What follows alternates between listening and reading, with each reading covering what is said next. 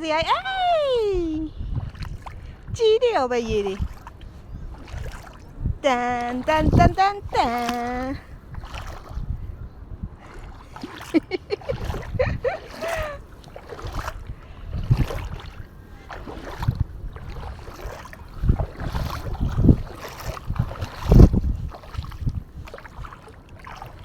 ဆူရဟာ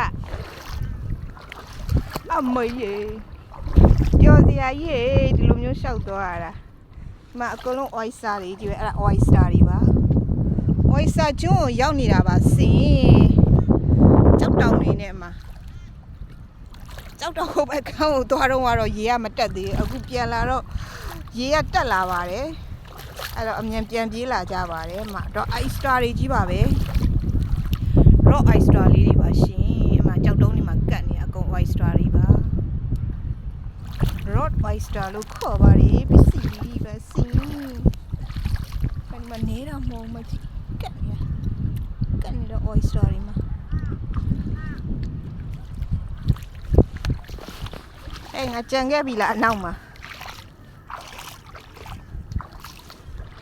ငါကြံခဲ့ပြီလားရက်လိုက်တော့မယ်